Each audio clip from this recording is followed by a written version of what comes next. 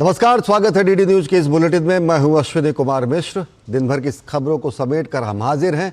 सबसे पहले नजर डालते हैं दिन भर की सुर्खियों पर। केंद्रीय मंत्रिमंडल के अहम फैसले। 31 मार्च 2030 तक बढ़ाई गई प्रधानमंत्री स्वनिधि योजना की अवधि। कर्नाटक, तेलंगाना, बिहार और असम के लिए 3 परियोजनाओं को हरी झंडी। राष्ट्रमंडल खेल 2030 के लिए बोली को मिली मंजूरी। केंद्रीय गृह मंत्री अमित शाह ने ऑपरेशन महादेव में शामिल कर्मियों को किया सम्मानित। कहा, ऑपरेशन सिंदूर से लोगों में संतुष्टि, लेकिन ऑपरेशन महादेव ने संतुष्टि को आत्मविश्वास में बदला।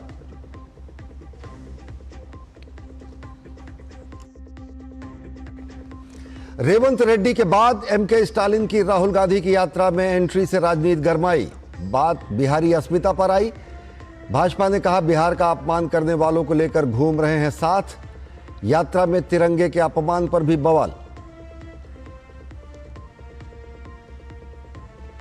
छत्तीसगढ़ में नक्सल विरोधी अभियान की बड़ी सफलता। बीजापुर में 81 लाख के इनामी 30 नक्सलियों ने किया आत्मसमर्पण। सरकार की योजनाओं से प्रभावित होकर छोड़ा नक्सल का रास्ता।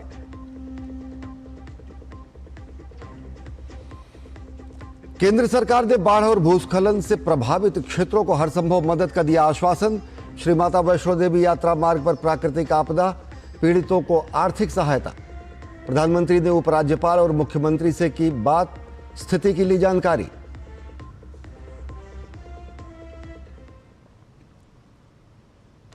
और अब देखते हैं खबरों को विस्तार से। प्रधानमंत्री नरेंद्र मोदी की अध्यक्षता में केंद्रीय मंत्रिमंडल की बैठक में प्रधानमंत्री स्ट्रीट वेंडर्स आत्मनिर्भर निधि यानी प्रधानमंत्री स्वनिधि योजना के पुनर्गठन और इसकी ऋण अवधि को 31 दिसंबर 2024 से बढ़ाकर 31 मार्च 2030 तक करने को मंजूरी दी गई। इस योजना के लिए कुल 7,332 करोड़ रुपए का प्रावधान किया गया है। इसका लक्ष्य 1 करोड़ 15 लाख लाभार्थियों को कवर करना है, जिनमें 50 लाख नए लाभार्थी शामिल होंगे। योजना का क्रियान्वयन आवासन एवं शहरी कार्य मंत्रालय और वित्तीय सेवाएं विभाग संयुक्त रूप से करेगा। इसमें लाभार्थियों को बैंक और वित्तीय संस्थानों के माध्यम से ऋण और रुपे क्रेडिट कार्ड की सुविधा मुहैया कराई जाएगी। दूसरे एक बड़े फैसले में कैबिनेट ने 2030 कॉमनवेल्थ गेम्स की मेजबानी के लिए भारत की ओर से बोली लगाने के प्रस्ताव को मंजूरी दी है। कैबिनेट ने होस्ट कोलैबोरेशन पर हस्ताक्षर करने, संबंधित मंत्रालयों और विभागों से आवश्यक गारंटी उपलब्ध कराने और बोली स्वीकार होने पर गुजरात सरकार को अनुदान जारी करने की अनुमति भी दी है। इन खेलों में 72 देशों के एथलीट हिस्सा लेंगे।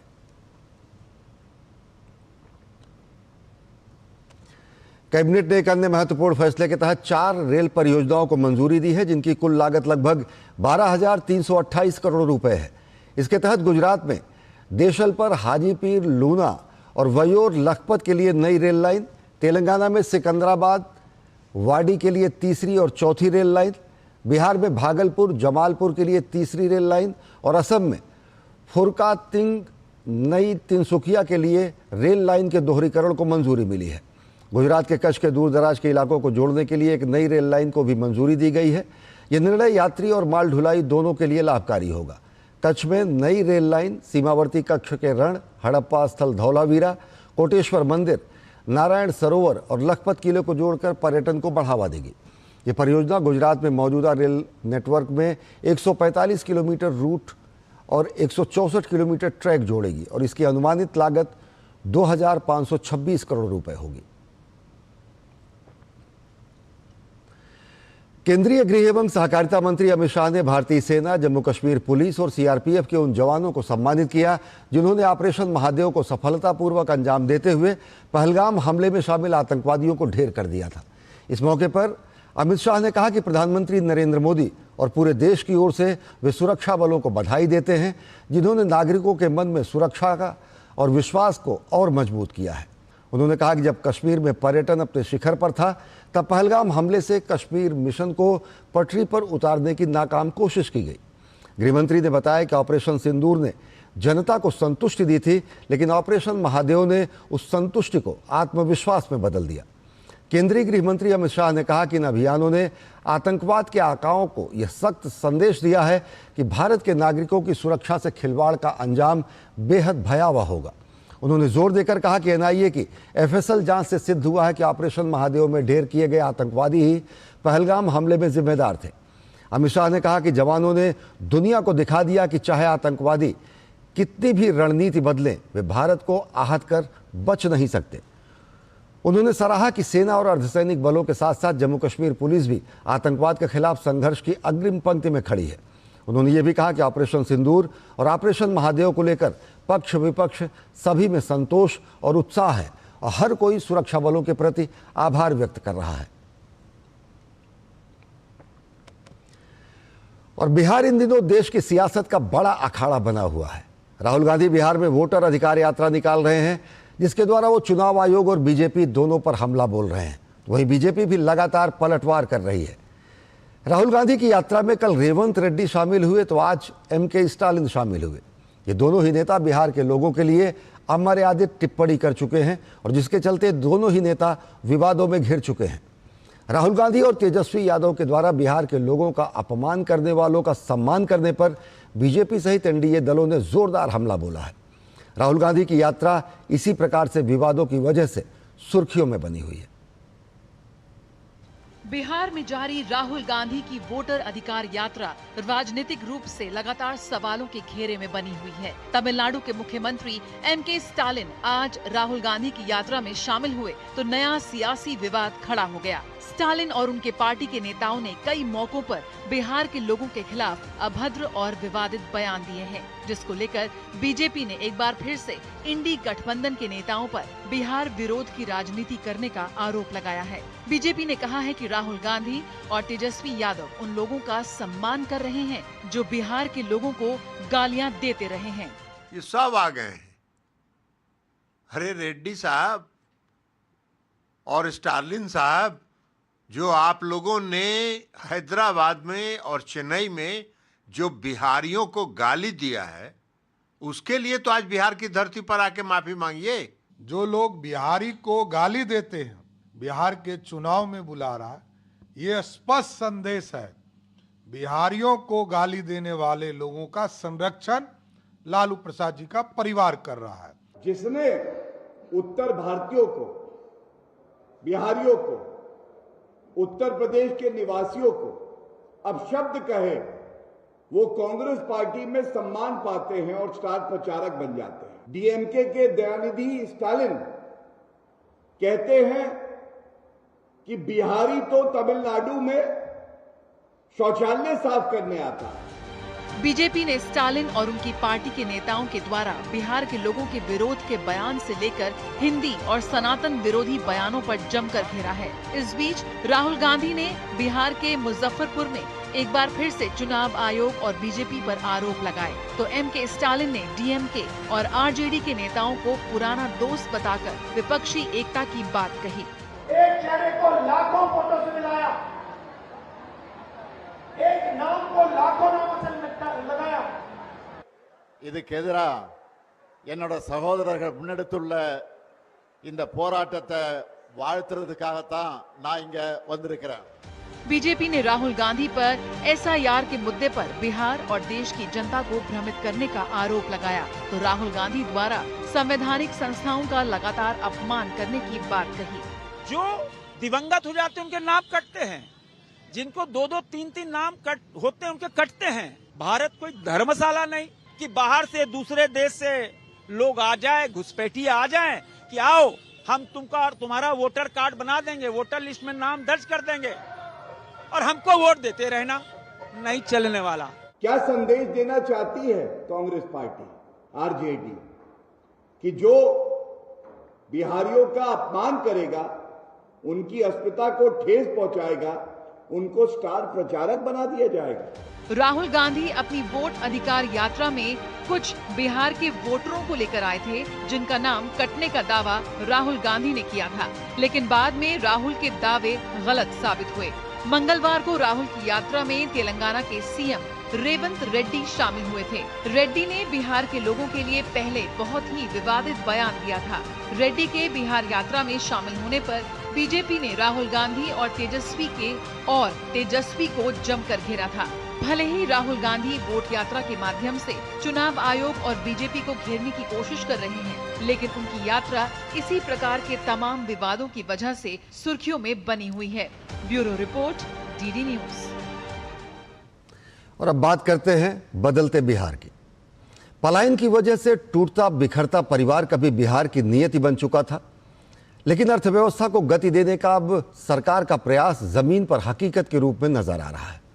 आपको दिखाते हैं कहानी बिहार के सूरज कुमार झा, सोना कुमारी और रूबी कुमारी की, जिनको अब घर के पास ही काम मिल गया है।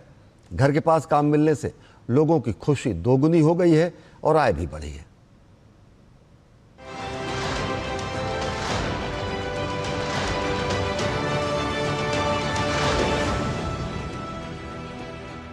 रिवर्स पलायन से गांव की आबादी कम होने से रुकती है और वहां के विकास को बढ़ावा मिलता है। इसका सटीक उदाहरण आप बिहार में देख सकते हैं। राज्य में बड़ी तादाद में औद्योगिक इकाइयों की स्थापना के बाद यहां बड़े पैमाने पर बिहार से दूसरे राज्यों में कमाने गए कामगारों का रिवर्स पलायन हुआ है। आइए देखते हैं ऐसे ही कामगारों की कहानी खुद उन्हीं की जुबानी। देश के अलग अलग हिस्सों में काम करने के बाद आज बिहार की धरती पर काम कर रहे लोगों ने अपना अनुभव साझा करते हुए कहा कि पहले बाहर रहकर काम करना पड़ता था, छुट्टियां कम मिलती थीं, घर आने जाने में ही समय और पैसा खर्च हो जाता था, परिवार से दूर रहना सबसे बड़ी पीड़ा थी। लेकिन अब जब बिहार में ही रोजगार के अवसर मिल रहे हैं तो सबसे बड़ी खुशी यही है कि अपनी छुट्टियां परिवार संग बिता पाते हैं, समय की बचत हो रही है और पैसों की भी। आइए सुनते हैं बिहार लौटे इन्हीं लोगों की जुबानी, उनके जीवन में आए इस बदलाव की सच्ची कहानियाँ। मेरा नाम सूरज कुमार झा है। मैं मुजफ्फरपुर बिहार का रहने वाला हूँ। मैं पहले काम नोएडा में करता था, सेक्टर 85 डिक्सन कंपनी में। वहाँ पर मैं काम करता था एज ए हेल्पर।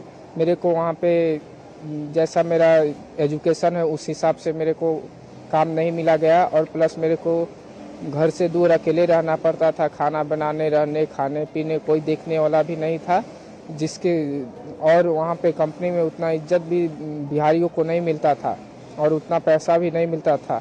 10,000 में अपना रहना, खाना पीना, रूम रेंट ये सब नहीं हो पाता था। इसके कारण मैं यहाँ हाई स्पिरिट में जाना, बिहार में आया, मुजफ्फरपुर में इंटरव्यू दिया, मेरा सिलेक्शन हुआ। यहाँ आके मेरे उस हिसाब से काम मिला। घर परिवार के साथ रहता हूँ, ना कोई छुट्टी का झमेला है, ना कोई चीज़ का है। यहाँ पे आराम से खुशमय ज़िंदगी जी रहा हूँ माता पिता के साथ। जी मैं पहले यूपी में काम करती थी और पहले परिवार के साथ नहीं रहती थी, इसीलिए हम लोग बिहार में कंपनी खुला, इसलिए हम लोग के बिहार में काम मिला है, इसलिए हम लोग काम करते हैं। मेरा घर बेला छपरा है, 5 मिनट के रास्ते हैं। यहाँ पे हम लोग कंपनी के पास ही रहते हैं। मेरा नाम रूबी कुमारी है। मैं बिहार की रहने वाली हूँ। मैं इस कंपनी में काम करने आ रही हूँ। इस कंपनी से मैं मार्केट हूँ। इस जॉब से अच्छी तरह से काम कर रही हूँ। मैं सैलरी के लिए इस तरह की बात की हूँ और इस हर महिला को काम देना चाह रही हूँ। आपने देखा बिहार में रिवर्स माइग्रेट कामगारों की कहानी। कामगारों के बिहार में रिवर्स माइग्रेशन के बाद राज्य की आर्थिक स्थिति में भी मजबूती आ रही है। हम फिर आएंगे बिहार में हो रहे सफल रिवर्स माइग्रेशन की नई कहानी को लेकर। आप देखते रहिए डीडी न्यूज।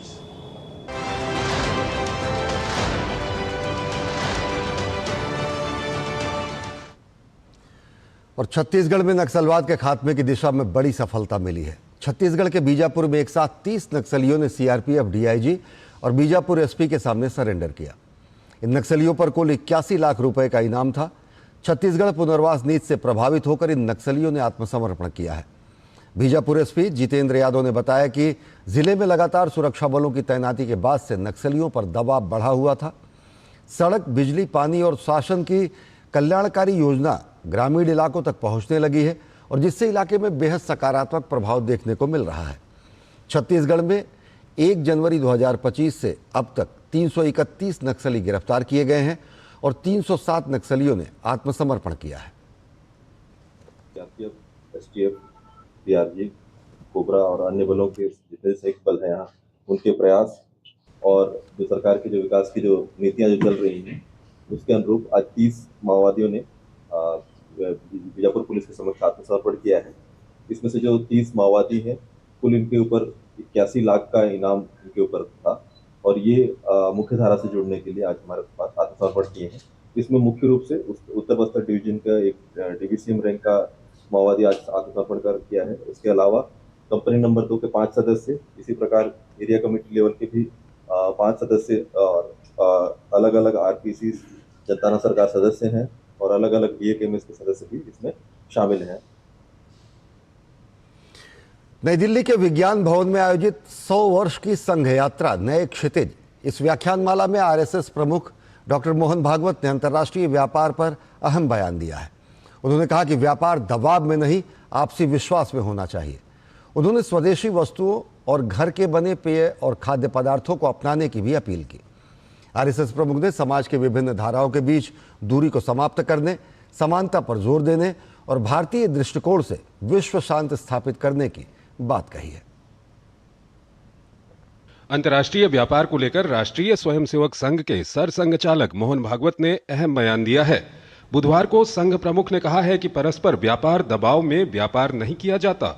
नई दिल्ली स्थित विज्ञान भवन में आयोजित राष्ट्रीय स्वयंसेवक संघ के 3 दिवसीय कार्यक्रम 100 वर्ष की संघ यात्रा नए क्षितिज पर व्याख्यानमाला में मोहन भागवत ने लोगों से बाहर के बने उत्पादों के बजाय घर के बने पेय और खाद्य पदार्थों का इस्तेमाल करने की अपील भी की।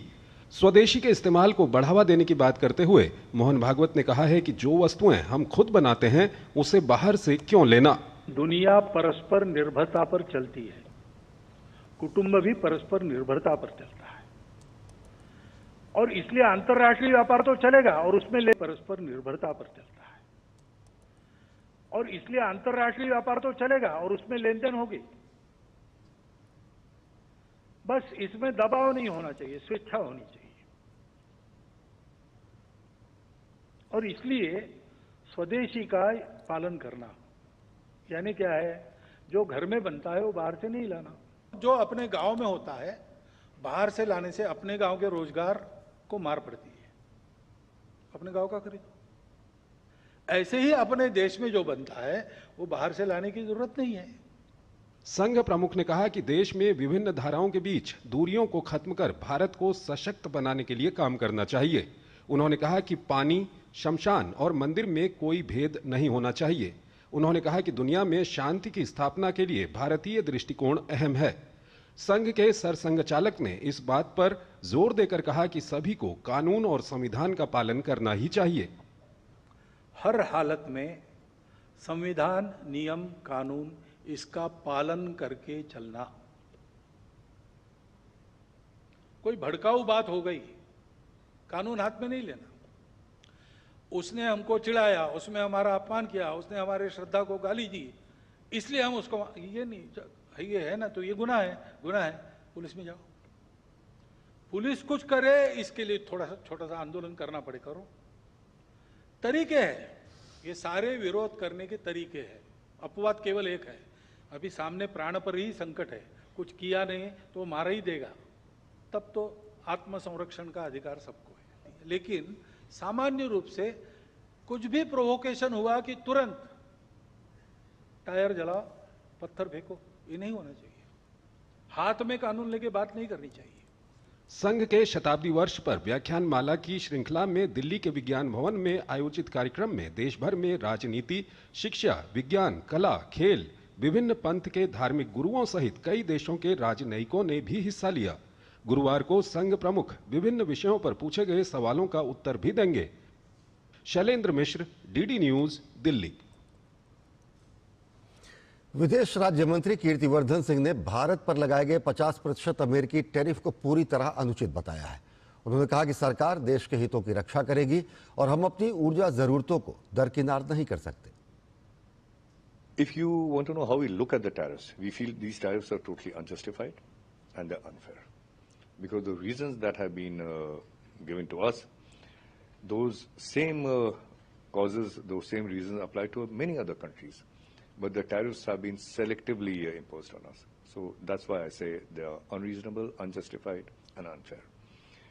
But our economy is strong enough. Our government will protect the interests of our country. And we will continue to look at markets for all resources, because we have a very large population whose energy security also has to be addressed. प्रधानमंत्री Narendra Modi 15वें Bharat Japan शिखर सम्मेलन में शामिल होने के लिए Japan के 2 दिवसीय दौरे पर जाएंगे। प्रधानमंत्री नरेंद्र मोदी के स्वागत के लिए जापान में विशेष तैयारियां की गई हैं। प्रधानमंत्री नरेंद्र मोदी के सम्मान में टोक्यो स्थित प्रतिष्ठित स्काई ट्री को भारतीय तिरंगे के रंग से जगमगा दिया गया है। देखिए टोक्यो से डीडी न्यूज संवाददाता शुभेंदु घोष की खास बात रिपोर्ट।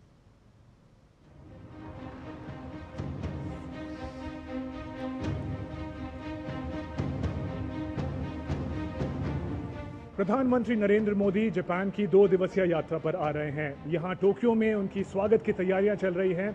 हम फिलहाल सुमीदा डिस्ट्रिक्ट में हैं टोक्यो में, और मेरे पीछे आप देख सकते हैं ये आइकॉनिक टावर, इसको स्काई ट्री कहा जाता है और 600 मीटर से ऊंचा ये टावर दुनिया का, जापान का सबसे ऊंचा टावर माना जाता है। जब प्रधानमंत्री नरेंद्र मोदी यहाँ टोक्यो पहुंचेंगे तो उनके सम्मान में इस टावर को तिरंगे के रंगों में लाइट अप किया जाएगा। ये एक यूनिक ऑनर है जो काफ़ी कम देशों को दिया गया है। ये प्रतीक होगा भारत और जापान की दोस्ती की।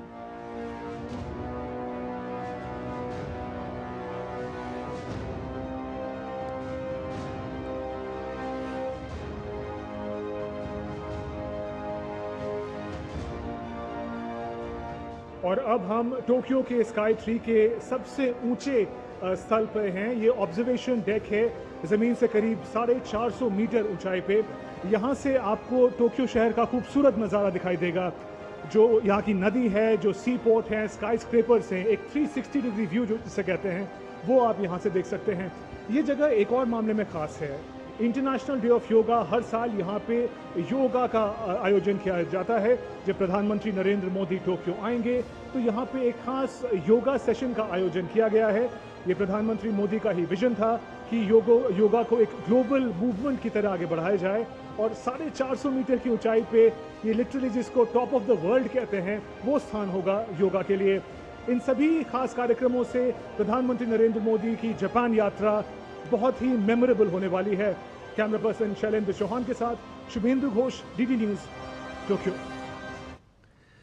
और भारत के अमृतकाल की विकास यात्रा में जापान एक भरोसेमंद साथी के रूप में उभरा है। 15वें भारत जापान शिखर सम्मेलन में दोनों देशों के बीच आपसी संबंधों को और विस्तार देते हुए सेमीकंडक्टर निर्माण, क्लीन एनर्जी, स्पेस, रोबोटिक्स और एआई समेत अनेक क्षेत्रों में चर्चा होगी और इसे विस्तार दिया जाएगा। जापान में भारत के राजदूत सीबी जॉर्ज से डीडी न्यूज संवाददाता अजय मिश्र ने खास बातचीत की।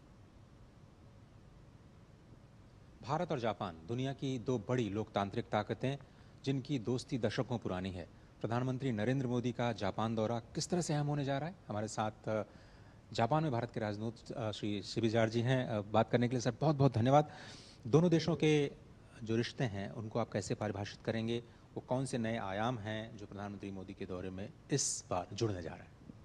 2014, Honorable Prime Minister Mr. Narendra Modi and the then Prime Minister Mr. Abe, उन्होंने एक special strategic and global partnership agreement बनाया है। वो बेसिस में हम लास्ट 10 इयर्स हमारा रिलेशनशिप फोकस करके आगे बढ़ रहा है। अभी ये स्टेज में हमने रीच किया है।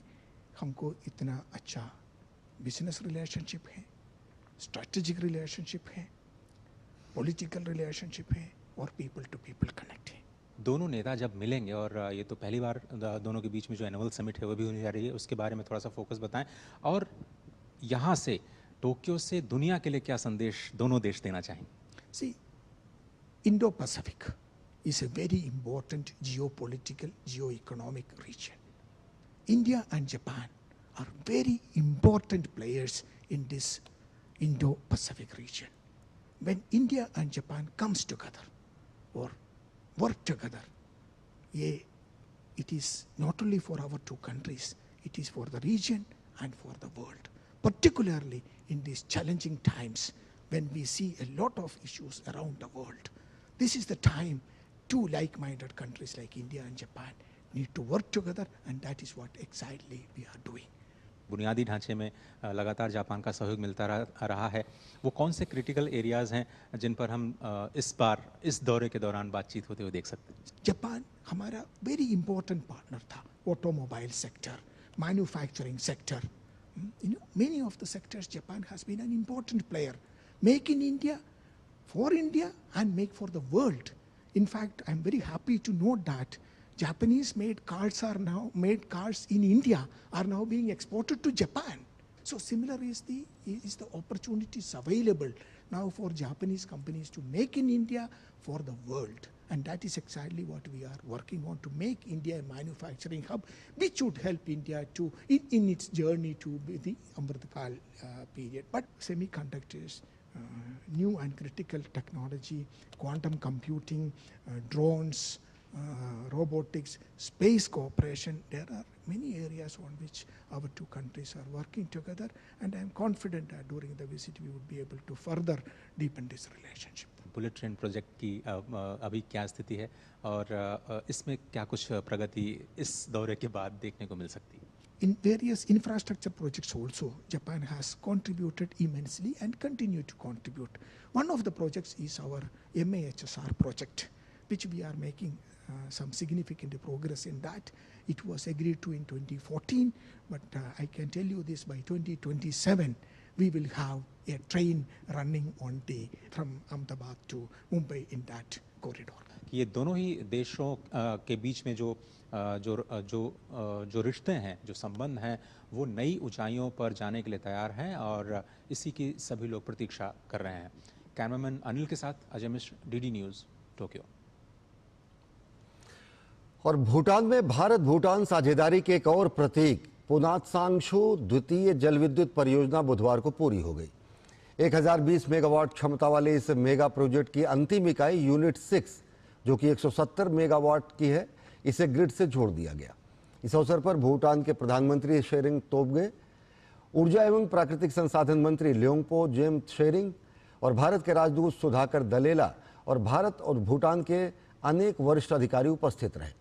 दिसंबर 2024 में पहली इकाई के चालू होने के बाद से इस परियोजना ने 2160 मिलियन यूनिट से अधिक स्वच्छ ऊर्जा का उत्पादन किया है।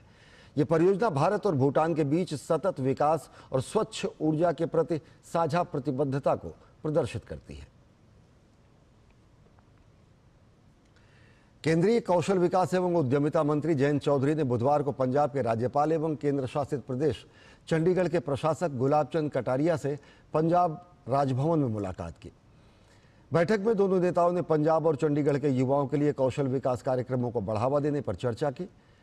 चर्चा में युवाओं को उद्योग संबंधित कौशल से लैस करने, रोजगार क्षमता को बढ़ावा देने और उभरते रोजगार बाजार में उन्हें वैश्विक स्तर पर प्रतिस्पर्धी बनाए रखने के लिए जोर दिया गया। जम्मू और कश्मीर में कटरा के पास वैष्णो देवी मंदिर के पास भारी बारिश के कारण भूस्खलन हुआ। इस हादसे में कई लोगों की जान चली गई। जम्मू कश्मीर के उपराज्यपाल मनोज सिन्हा ने श्री माता वैष्णो देवी नारायण हॉस्पिटल में घायल श्रद्धालुओं से मुलाकात की और उनके सेहत के बारे में जाना। उन्होंने बताया कि अर्धकुंवारी के पास हुए क्लाउड बर्स्ट में कई श्रद्धालु घायल हो गए और कई बेशकीमती जानें चली गईं। मृत्यु का कोई मुआवजा नहीं होता। श्री माता वैष्णो देवी श्राइन बोर्ड की पॉलिसी के अनुसार मृतकों के परिजनों को 5 लाख रुपए दिए जाएंगे। आपदा प्रबंधन विभाग भी मृतकों के परिजनों को 4 लाख रुपए की सहायता देगा। प्रशासन राहत एवं बचाव कार्य में पूरी तत्परता से लगा हुआ है। इनकी दुखद मौत हो गई है, उनमें से काफ़ी को आइडेंटिफाई कर लिया गया है और उनको घर भेजने का इंतज़ाम श्राइन बोर्ड और प्रशासन मिलकर कर रहा है। मौत का कोई मुआवजा नहीं होता है, लेकिन श्राइन बोर्ड की एक पॉलिसी है 5 लाख रुपए जिसकी भी दुर्घटना में मौत होती है उसे श्राइन बोर्ड देता है। डिजास्टर मैनेजमेंट की ओर से भी 4 लाख रुपया उनके निकटस्थ परिजनों को दिया जाएगा। वैष्णो देवी मार्ग पर हुए भूस्खलन में लोगों की मौत पर भारतीय जनता पार्टी के राष्ट्रीय महासचिव तरुण चुग ने दुख व्यक्त किया है। उन्होंने कहा कि माता वैष्णो देवी मंदिर मार्ग पर हुए भूस्खलन की घटना बेहद दुखद है और व्यथित करने वाली है। जिन परिवारों ने अपने प्रियजनों को खोया है, उनके प्रति मेरी गहरी संवेदनाएं हैं। प्रशासन प्रभावित लोगों की हर संभव मदद करने की भरपूर कोशिश कर रहा है। श्री माता वैष्णो देवी मंदिर मार्ग कटरा पर हुए भूस्खलन की दुखद घटना ये दुखद घटना अत्यंत व्यथित करने वाली है। जिन परिवारों ने अपने प्रियजन खोए हैं उनके प्रति गहरी संवेदनाएं हैं। जम्मू कश्मीर प्रशासन प्रभावित लोगों को हर संभव सहायता पहुंचाने में सतर्कता से लगा है। मेरी मां वैष्णो देवी से भगवान से प्रार्थना है कि सब सुरक्षित रहें। जम्मू और पंजाब में आई बाढ़ को देखते हुए भारतीय वायुसेना राहत एवं बचाव अभियान में जुटी हुई है। इस अभियान के लिए सेना ने 5 Mi-17 हेलीकॉप्टर, एक चिनूक हेलीकॉप्टर और एक C-130 विमान को सेवा में लगाया है। साथ ही NDRF की कई टीम और सैन्य टुकड़ियां राहत एवं बचाव कार्य में जुटी हुई हैं। वायुसेना ने पठानकोट में राहत एवं बचाव कार्य करते हुए 46 लोगों को रेस्क्यू किया और 750 किलोग्राम से ज़्यादा आवश्यक राहत सामग्री हर इलाके में राहत सामग्री को जहाज़ों के जरिए गिराया गया। जम्मू में भारी बारिश का कहर बीते कई दिनों से जारी है और इस बीच भारतीय वायुसेना के एयरक्राफ्ट C-130 और IL-76 से जवानों ने लोगों को राहत सामग्री पहुंचाई है। इसके साथ ही 6 Mi-17 और एक चिनूक हेलीकॉप्टर की मदद से लोगों को रेस्क्यू किया गया है। हिंडन एयरफोर्स स्टेशन से 124 कर्मी और 22 टन NDRF का सामान हवाई मार्ग के जरिए जम्मू पहुंचाया गया है। 90 लोगों को अब तक वायुसेना द्वारा रेस्क्यू किया जा चुका है। बाढ़ से कटे हुए इलाकों में लोगों तक पीने का पानी पहुंचाना और खाद्य सामग्री पहुंचाने का काम किया जा रहा है। स्थानीय प्रशासन और राष्ट्रीय आपदा प्रबंधन प्राधिकरण मिलकर राहत एवं बचाव कार्य में जुटे हुए हैं। भारतीय वायुसेना प्रभावित जनता को सहारा और सहायता देने के लिए लगातार तत्पर है।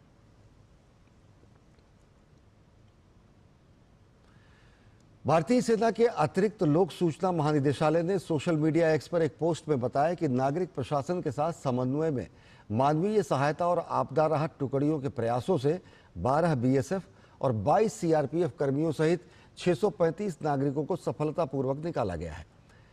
जम्मू और पठानकोट क्षेत्र में आई भीषण बाढ़ के बाद भारतीय सेना ने 13 बाढ़ राहत एवं बचाव टुकड़ियां तैनात की हैं। ये टुकड़ियां तेज और समन्वित प्रयास से खराब मौसम में भी लोगों के जान को बचाने के लिए अथक प्रयास कर रही हैं।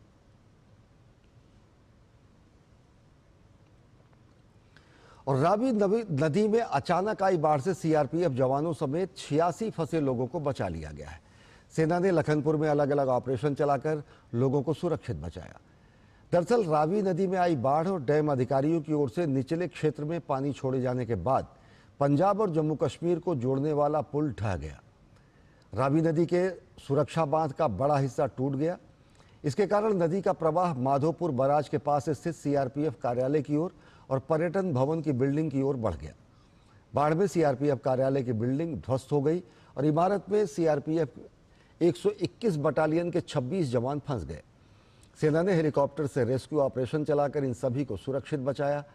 इसके अलावा माधोपुर बराज पर एक हिस्सा टूटने की वजह से पंजाब के जल संसाधन विभाग के माधोपुर हेडक्वार्टर के 60 कर्मचारी फंस गए। एक व्यक्ति की मौत हो गई। हेलीकॉप्टर से अभियान चलाकर सभी कर्मचारियों को बचाया गया। इधर लखनपुर से पंजाब की ओर जाने वाला दूसरा पुल भी यातायात के लिए बंद है।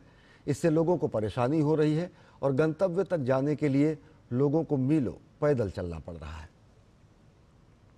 यहाँ पे बड़ा सारा पानी का बहाव आया है रवि नदी में, जो ऊपर के डैम के ओवरफ्लोइंग की वजह से हुआ है। पानी रिलीज किया गया है। तो आज मॉर्निंग में हम लोगों ने पीछे वाली बिल्डिंग से CRPF को भी आर्मी की हेल्प से रेस्क्यू कराया। तो अभी हम लोग ये जो सामने हमारे बिल्डिंग एनिमल हस्बेंड्री वाली, उनको इंस्पेक्ट करने आए हैं कि वो कितना सेफ है। तो हम लोग वहाँ से भी इवैक्यूएशन स्टार्ट करेंगे। और हिमाचल प्रदेश में आई प्राकृतिक आपदा से जनजीवन बुरी तरह प्रभावित हुआ है। टेलीफोन नेटवर्क कटने की वजह से मनाली शहर का संचार तंत्र पूरी तरह ध्वस्त हो गया है। 2 दिनों से शहर में बिजली और पानी की आपूर्ति भी बाधित है। सड़क मार्ग से मात्र कुल्लू तक ही पहुंचा जा सकता है। व्यास नदी शहर का पानी शहर के निचले हिस्सों तक पहुंच गया है। जहां कभी टोल प्लाजा होता था वहां अब नदी बह रही है।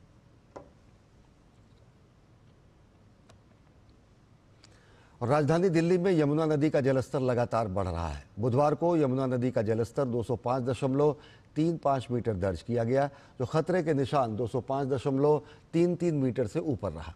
जलस्तर बढ़ने के साथ ही दिल्ली सरकार ने निचले इलाकों के लिए अलर्ट जारी किया है। केंद्रीय जल आयोग ने चेतावनी दी है कि अगले 2 से 3 दिनों में जलस्तर और बढ़कर गंभीर बाढ़ की श्रेणी में पहुंच सकता है। स्थिति को देखते हुए प्रशासन ने लोगों को सतर्क रहने और सुरक्षित स्थानों की ओर जाने की अपील की है। अपनी उत्कृष्ट शिक्षण कौशल के लिए मुंबई के परमाणु ऊर्जा केंद्रीय विद्यालय 2 की संचालिका सोनिया विकास कपूर को इस वर्ष शिक्षक दिवस पर नेशनल टीचर्स अवार्ड से सम्मानित किया जाएगा।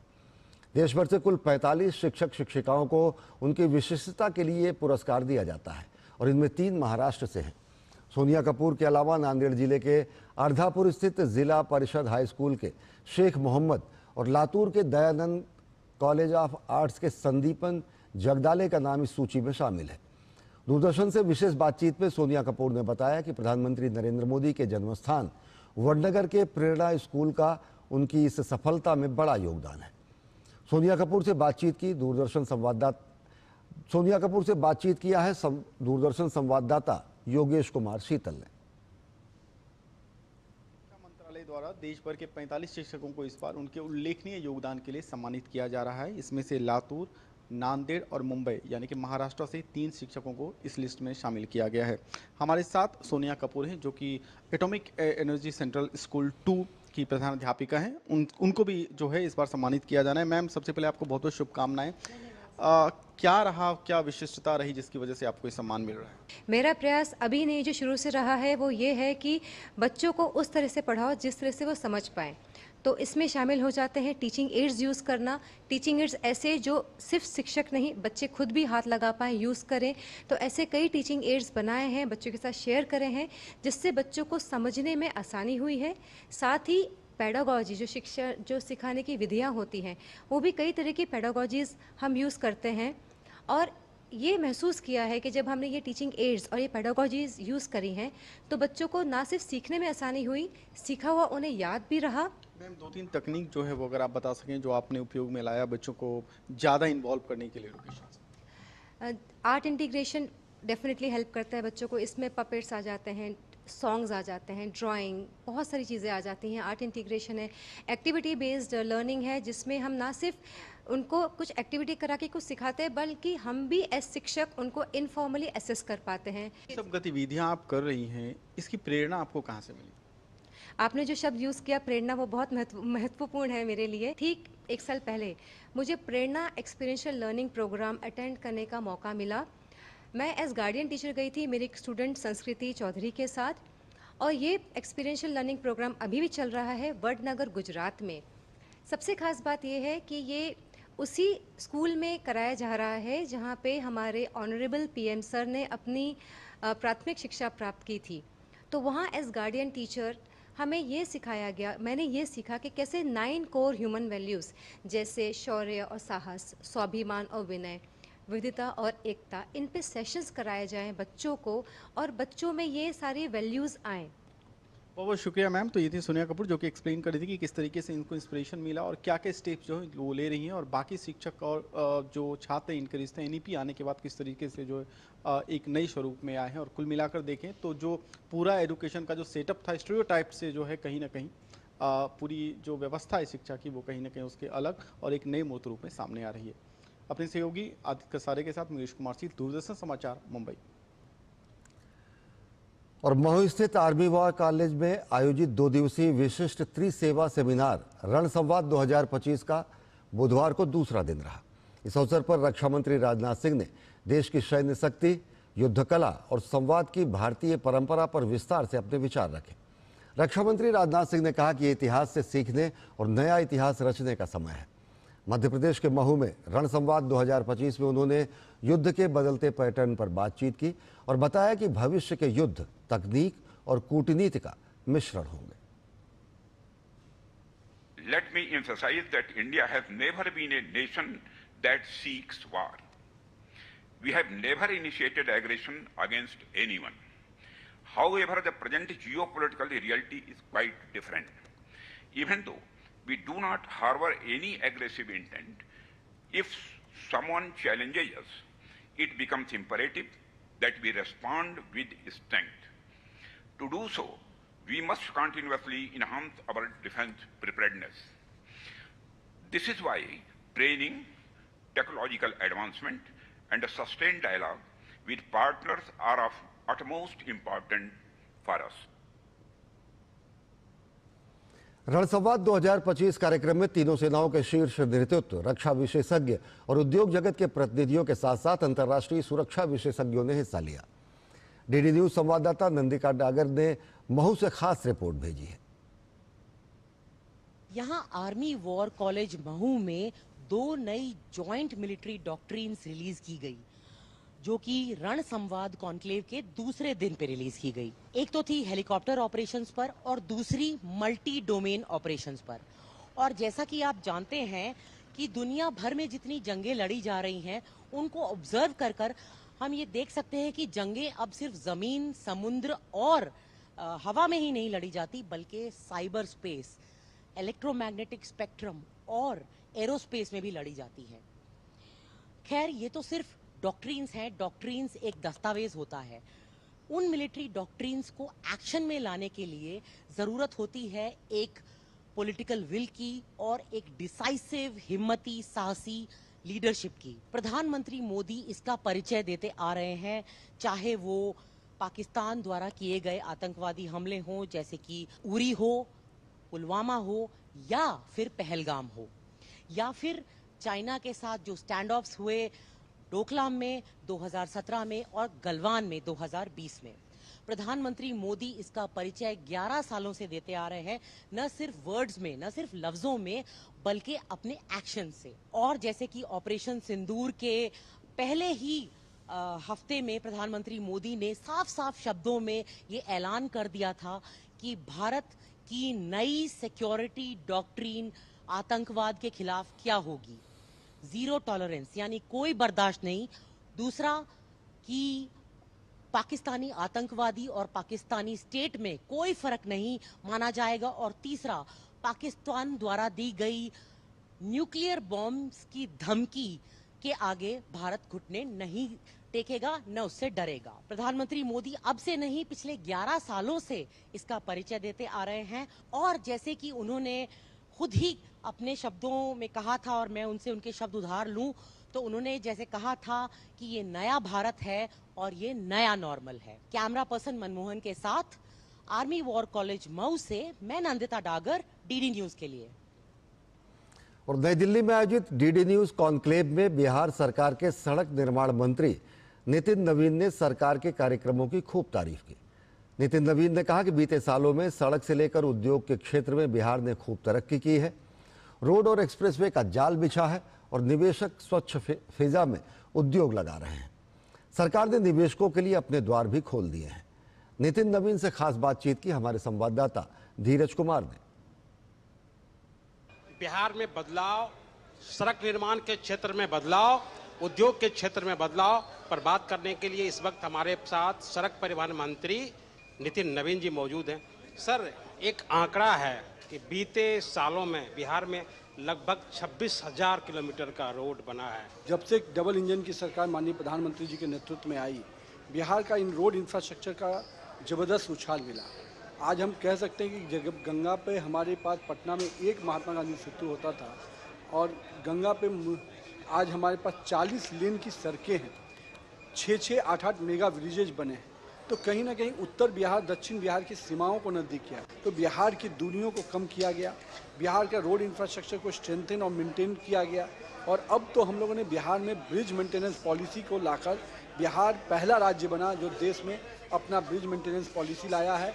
तो आज के डेट में बिहार का रोड इंफ्रास्ट्रक्चर पूरी तरह से ग्रोथ की ओर है और बिहार सड़कों के क्षेत्र में मेरीन ड्राइव से लेके डबल डेकर ब्रिजेज बना रहा है। तो हम आने वाले समय में बिहार के ब्रिजेज का और सड़कों का स्तर निश्चित रूप से देश के पैमाने पे। बिहार में जो पहले कहते थे लोग कि वहाँ उद्योग लगाना मुश्किल है, लॉ एंड ऑर्डर की समस्या है, किस रूप में बदलते बिहार को आप देख रहे हैं? मैं आपको बताता हूँ, लॉ एंड ऑर्डर निश्चित रूप से बिहार के नरेंद्र मोदी, नीतीश कुमार, एनडीए सरकार की यूएसपी है। और निश्चित रूप से हम अपराधी को जो घटनाएं घटती हैं तो हम अपराधियों को पकड़ के जेल में बनाते हैं, न संरक्षण नहीं देते हैं। दूसरी जो इन्वेस्टमेंट की जो सबसे बड़ी, हम सभी इन्वेस्टर जो भी आ रहे हैं उनको पूरी सुरक्षा देते हैं। साथ ही साथ लैंड बैंक की बात होती है जो सबसे इम्पोर्टेंट होता है।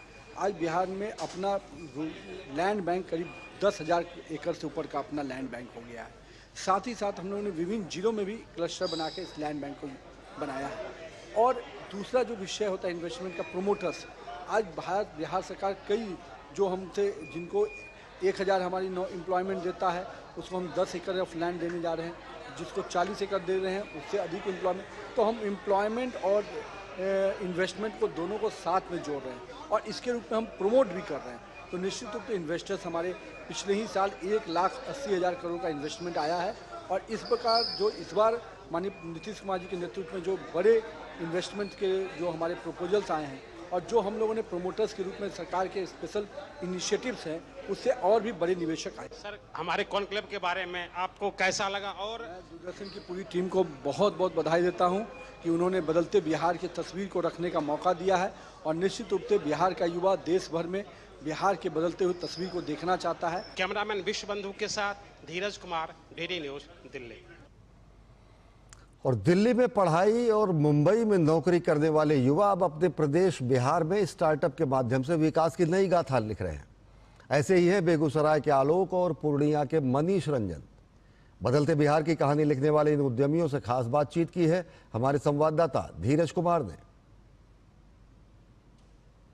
बात बदलते बिहार की, कैसे बिहार में पनप रहा है उद्योग, कैसे बिहार की जो कानून व्यवस्था सुधरी है और कैसे बिहार से जो बाहर लोग गए थे वो भी बिहार पहुंचकर वहां उद्योग लगा रहे हैं, नए नए स्टार्टअप शुरू कर रहे हैं।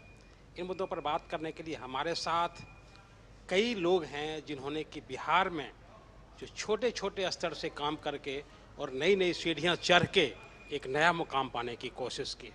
अच्छा, आप जो काम कर रहे हैं पाबनी में, जो आपका काम है, थोड़ा सा उसके बारे में बताएं ताकि जो हमारा एंड यूजर जो है, जो देखने वाले लोग हैं, वो समझें कि कैसे आप दिल्ली में आपने पढ़ाई की या बाहर में जाके आपने पढ़ाई की, फिर बिहार जाने की आपने ठाना और फिर वहाँ से आपने शुरुआत की। हम लोग जो है खेत से अच्छा सामान है, जैसे कि हमारा मेजर काम है दूध का। हम लोग गाय का दूध, शुद्ध दूध गौशाला से उसको प्रोसेस करते हैं, पास्चराइज करके पैक कर देते हैं और 24 घंटे के अंदर में वो दूध कस्टमर के टेबल पे होता है। और ये कस्टमर बनाने का जो प्रोसेस होता है ये सारा ऐप से चलता है। कस्टमर्स का जो सप्लाई चेन है वो भी सारा ऐप से होता है, यानी कि जो डिलीवरीज हो रहे हैं उनके जो डिलीवरी बॉयज़ होते हैं उनका भी अपना मोबाइल ऐप होता है। बिलिंग सारा ऑनलाइन होता है, यानी वो भी मोबाइल ऐप से हो जाता है।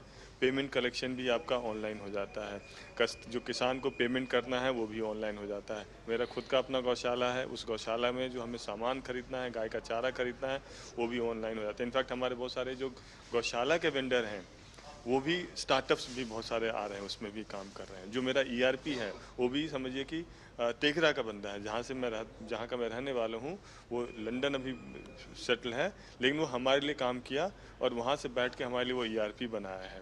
तो इस पूरे एक मॉडर्न टेक्नोलॉजी को यूज़ करते हुए ट्रेडिशनल जो हमारा सामान था, शुद्ध गाय का दूध, वो हम घर घर तक पहुँचा रहे हैं।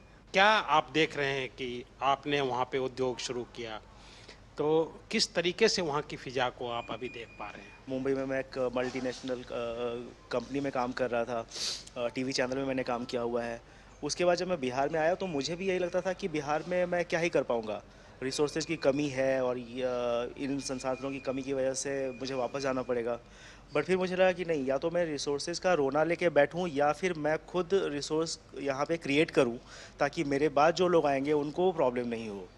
इसी सोच के साथ हम लोगों ने एक छोटी सी कंपनी स्टार्ट की, हाउस ऑफ मैथिली, जहाँ पे हम लोगों ने इकोनॉमिकली जो वीक थी महिलाएं, उनको हम लोगों ने एक सस्टेनेबल लाइवलीहुड देने के लिए जो है एक कोशिश किया हम लोगों ने कि हम उनको स्किल ट्रेनिंग दें, उनको उनकी स्किल को और पॉलिश कर सकें और उसके बाद उनको एक वर्क अपॉर्चुनिटी मिल सके। कैमरामैन विश्व बंधु के साथ Dheeraj Kumar, DD news, Delhi. Durand Cup tournament 2025 का प्रेसिडेंट कप जीतने वाले North East United football club के सदस्यों ने राष्ट्रपति भवन में राष्ट्रपति द्रौपदी मुर्मू से मुलाकात की। राष्ट्रपति ने north East United football club के मालिक जॉन अब्राहम को प्रेसिडेंट ट्रॉफी सौंपी और इस मौके पर विजेता टीम के कप्तान रिडीम लांग, थल सेना, नौसेना, वायुसेना के उप प्रमुख, Durand cup football tournament society के सदस्य, डूरंड कप आयोजन समिति और अन्य गणमान्य व्यक्ति मौजूद रहे। डूरंड कप टूर्नामेंट फुटबॉल को बढ़ावा देने के साथ साथ राष्ट्रीय एकता को मजबूत करने में भारतीय सशस्त्र बलों की स्थायी विरासत को प्रदर्शित करता है। प्रधानमंत्री नरेंद्र मोदी ने जैन धर्म के महत्वपूर्ण पर्व संवत्सरी की शुभकामनाएं दी हैं। उन्होंने सोशल मीडिया प्लेटफॉर्म एक्स पर लिखा, संवत्सरी पर्व हमें क्षमाशीलता की, सुंदरता और करुणा की शक्ति का संदेश देता है। ये पर्व हमें अपने संबंधों में ईमानदारी, विनम्रता और सद्भावना के लिए प्रेरित करता है। इस पावन अवसर पर हमारे हृदय विनम्रता से भरे रहें और हमारे कार्यों में दया और सद्भावना दोनों झलके। मिच्छामि दुक्कडम।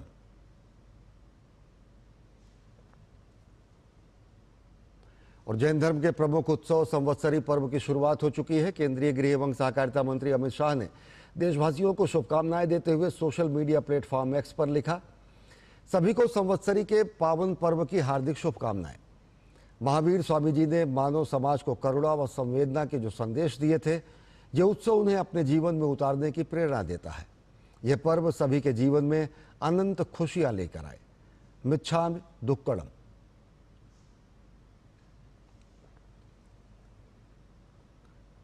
और पूरे देश में गणेश चतुर्थी धूमधाम से मनाई जा रही है।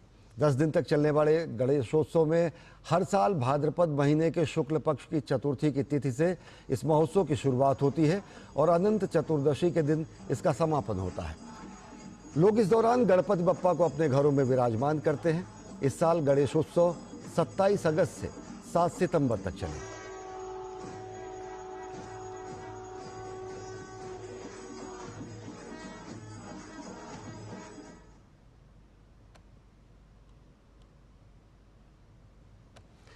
और गणेशोत्सव की शुरुआत हो चुकी है। अगले 10 दिनों तक चलने वाले इस पर्व को पूरे देश में बड़े धूमधाम से मनाया जा रहा है। महाराष्ट्र के मुख्यमंत्री देवेंद्र फडणवीस ने भी गणेश चतुर्थी के अवसर पर परिवार के साथ पूजा अर्चना की और देशवासियों को शुभकामनाएं दी। उन्होंने गणेशोत्सव के दौरान देशवासियों से कानून व्यवस्था अपनाने की अपील की। प्रधानमंत्री नरेंद्र मोदी और फिनलैंड गणराज्य के राष्ट्रपति अलेक्जेंडर स्टब के बीच टेलीफोन पर बातचीत हुई। राष्ट्रपति स्टब ने यूक्रेन में संघर्ष के समाधान पर वाशिंगटन में यूरोप, अमेरिका और यूक्रेन के नेताओं के बीच हाल ही में हुई बैठक पर अपने विचार साझा किए। इस दौरान प्रधानमंत्री नरेंद्र मोदी ने संघर्ष के शांतिपूर्ण समाधान और शांति और स्थिरता की शीघ्र बहाली के लिए भारत के निरंतर समर्थन को एक बार फिर दोहराया। इस दौरान दोनों नेताओं ने भारत फिनलैंड द्विपक्षीय संबंधों में प्रगति की भी समीक्षा की और क्वांटम प्रौद्योगिकी, 6G, कृत्रिम बुद्धिमत्ता, साइबर सुरक्षा और स्थिरता सहित उभरते क्षेत्रों में साझेदारी बढ़ाने पर चर्चा की। राष्ट्रपति स्टब ने वर्ष 2026 में भारत द्वारा आयोजित होने वाले AI इम्पैक्ट शिखर सम्मेलन की सफलता के लिए भी समर्थन व्यक्त किया। प्रधानमंत्री नरेंद्र मोदी ने राष्ट्रपति स्टब को शीघ्र भारत आने का निमंत्रण दिया।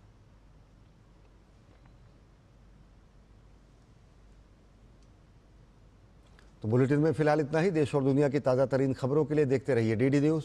नमस्कार।